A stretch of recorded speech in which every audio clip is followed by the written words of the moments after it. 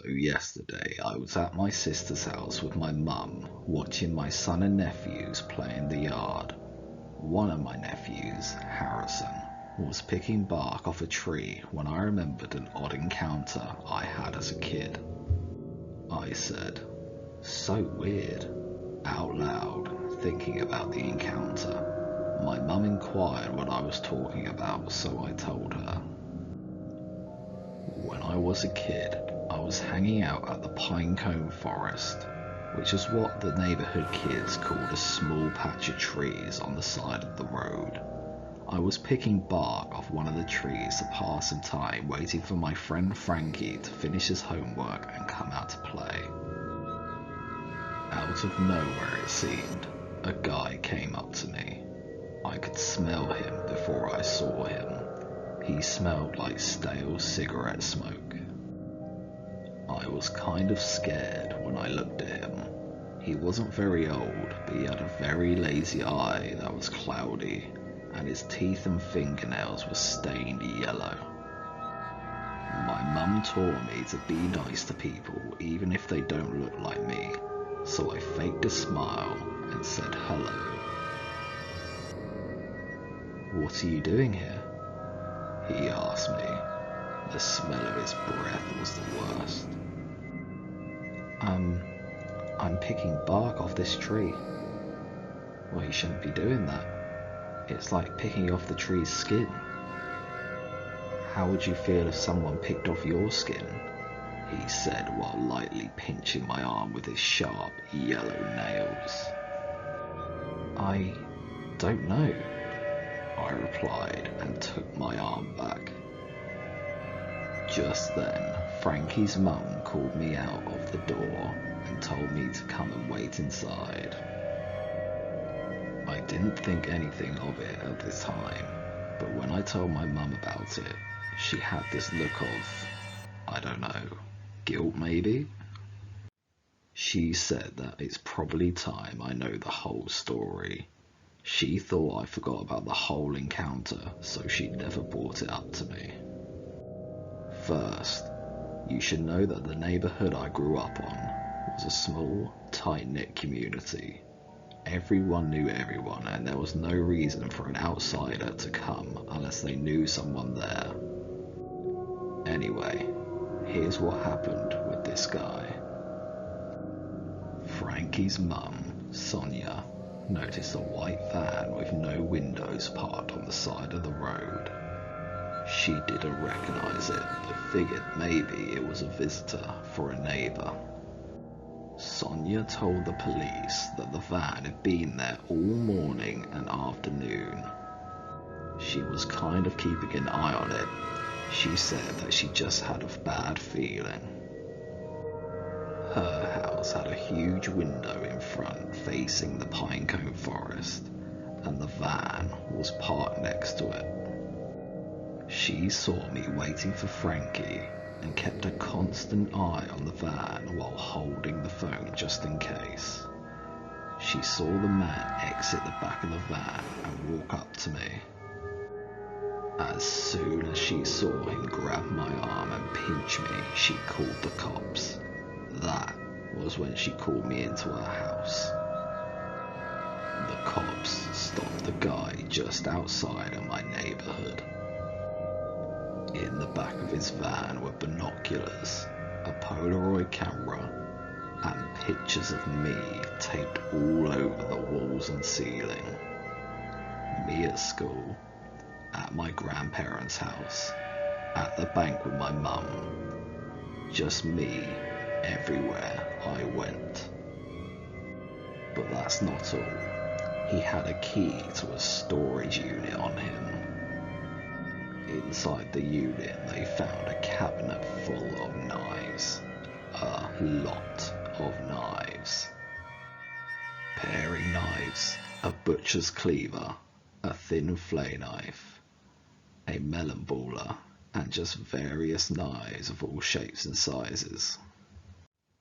There was also a few anatomy books, equipment, duct tape, and 10 empty 5-gallon buckets. In the middle of the unit was an old bed that was used to restrain mental patients, so it had wrist and ankle straps. And the entire inside of the unit was covered in plastic wrap. My mum said that he was in a high security mental institution for the criminally insane, last she heard.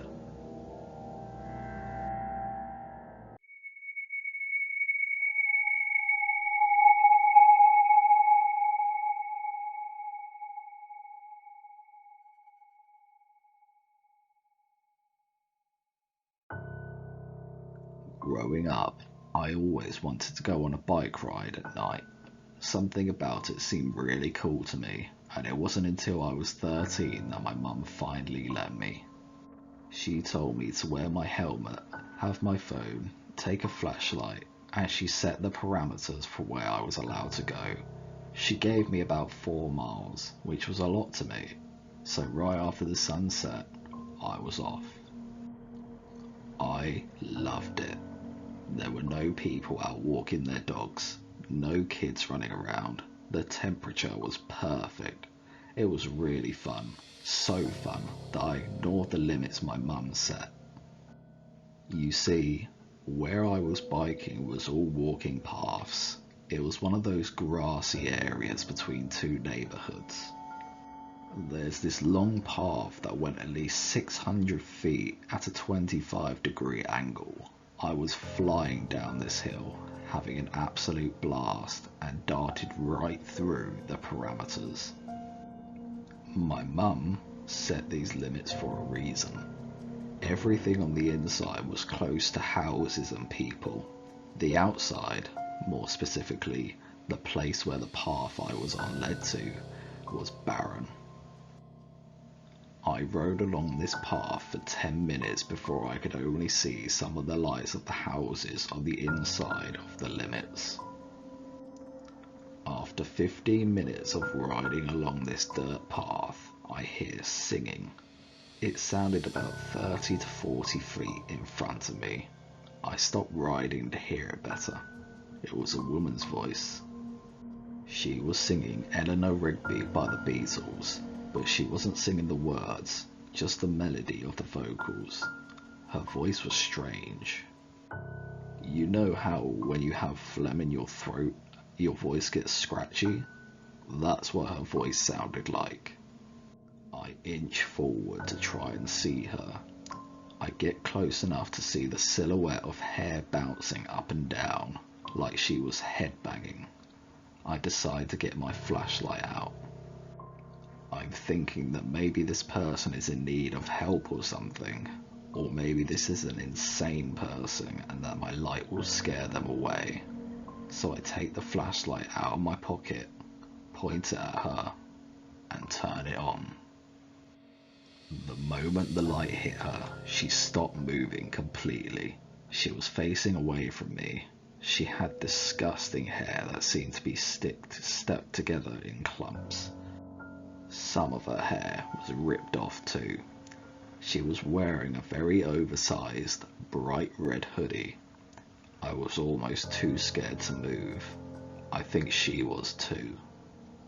I conjured up as much bravery as I could and said, "Sorry," in a very, "oops, this is the wrong room" kind of way. She didn't respond. I turn off the flashlight and put it back in my pocket. Just as I was turning my bike around, she screams. She screams in an awful, awful high-pitched voice. I damn near shit myself as I throw myself back onto my bike. I hear her voice getting closer to me. I book it as fast as I can. I don't look behind me and I don't stop pedaling. Her screaming grew quieter and quieter until it dissolved into the howling of the wind.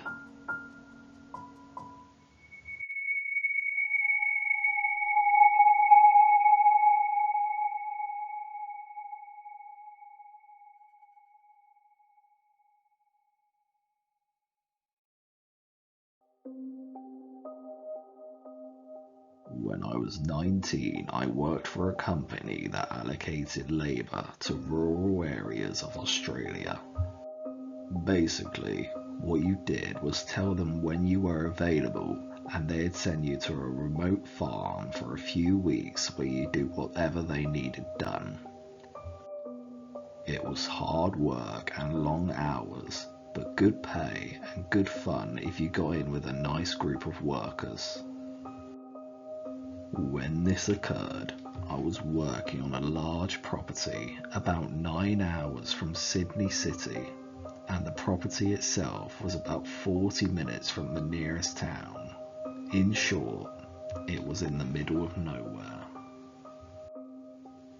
I was working at the farm clearing bushland with 3 other guys my age from the city.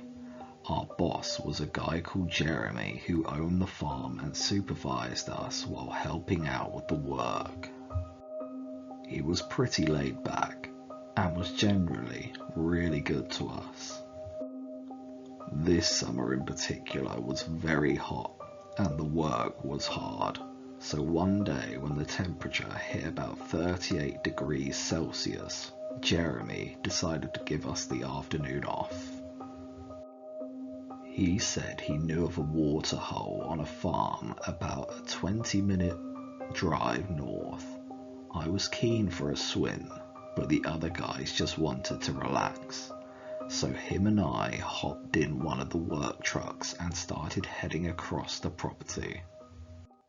It was mostly wide, empty expanses with a few clumps of scattered bushland. Jeremy wasn't much of a talker, so we drove more or less in silence. After about 20 minutes, however, he suddenly perked up and jabbed me in the ribs. "Do you see that over there? Beneath the 2 dead trees?" I should mention here that if you're not familiar with inland areas, particularly those in Australia, they are brown or red and mostly flat and bland, meaning any bright colours stick out like a sore thumb. So you can imagine our surprise when we could see a large blue angular structure far off in the distance. We steered in its direction, and as we got closer, we realised it was a huge blue shipping container just sitting in the middle of nowhere. Jeremy was perplexed. I asked him if he knew what it was, but he obviously didn't. He said he hadn't seen it when he drove through the same area about 5 weeks before, and he wanted to go and see what it was. Initially, we pulled to a stop about 100 meters away from it. At this stage, I had a really bad feeling. The whole thing wasn't right. It's hard to explain, but if you can imagine seeing such a foreign object in the middle of a huge barren expanse, it had to be something weird. Jeremy, however, wanted to investigate, which I understand, given it was his property, but in truth, I was really anxious. As we got closer, things got even more bizarre.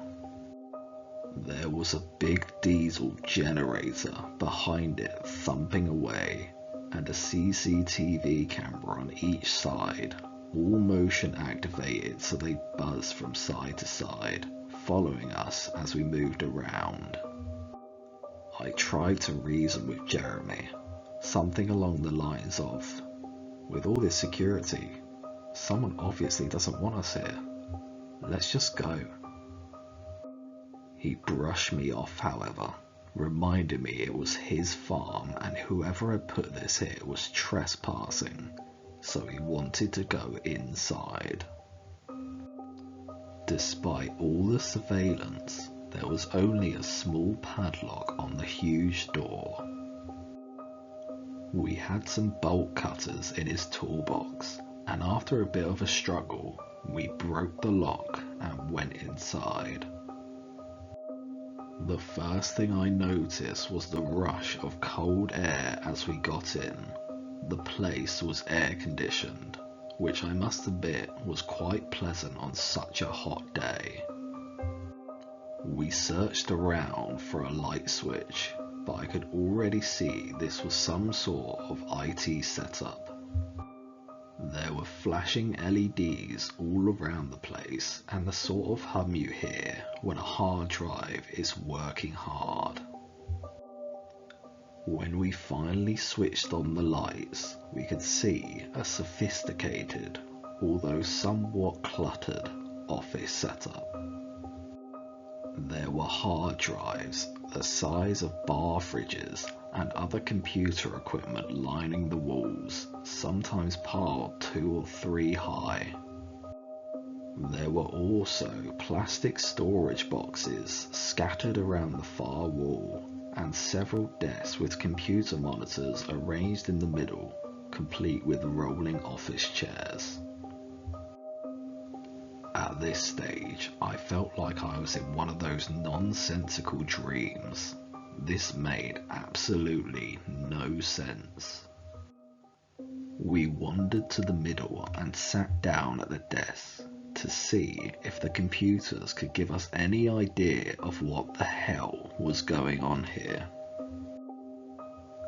My heart was racing and I just wanted to bolt. We had been seen by the CCTV, so if anyone was monitoring, they already knew we were here. Jeremy, on the other hand, was adamant we had to get to the bottom of this, so I put on a brave face and started looking through the computer. This went on for a while, but in short, neither of us had very high grasp of technology outside of Facebook and Microsoft Word. The best I can describe it from my lay position is that it was endless lists of computer talk.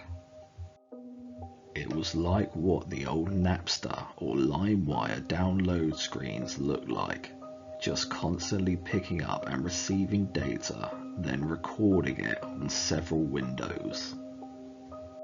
I gave up on the computers and walked cautiously over the far end of the container to the big pile of storage boxes. By then, I was pretty sure no one else was there, as there was nowhere to hide really, but I was still incredibly on edge. I decided, against my better judgment, to see what was inside all these boxes.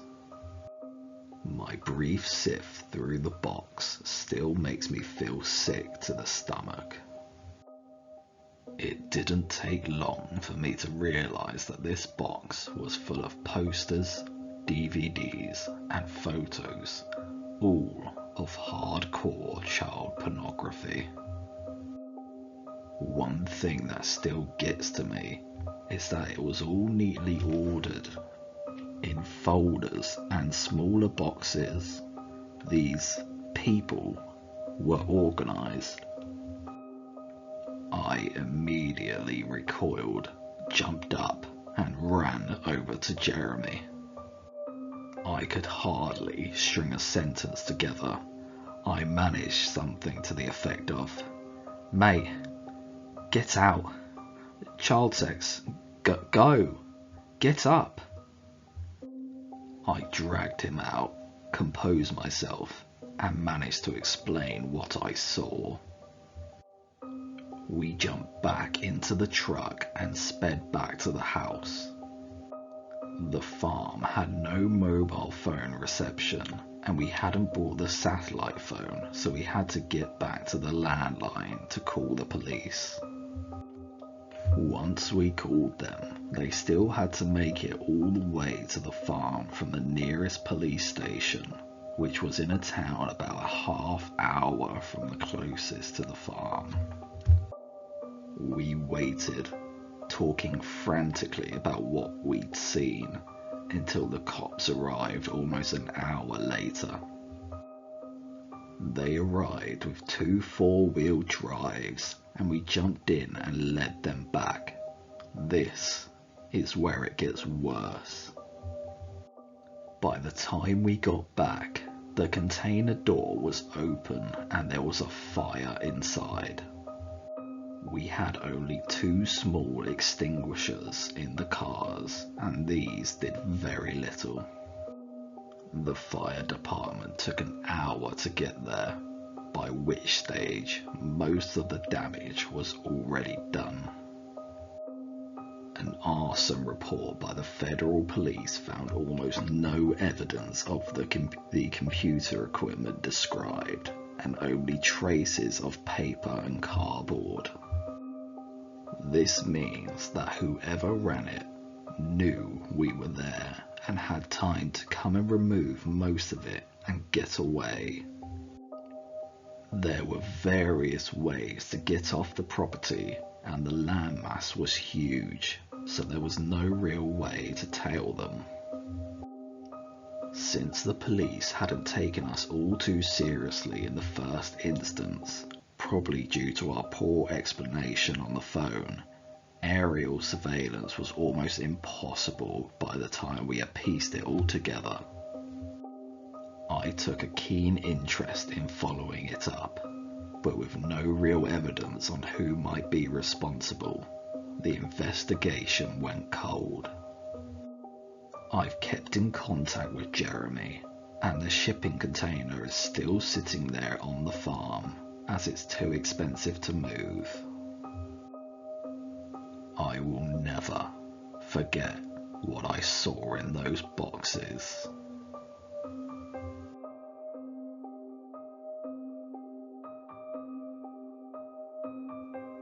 Hey guys, thanks for watching.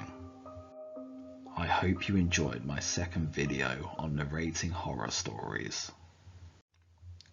If you have any stories you would like me to narrate, please send them to the email on screen. But for now, I wish you all a happy holiday, and remember to like, subscribe, and I'll catch you in the next video.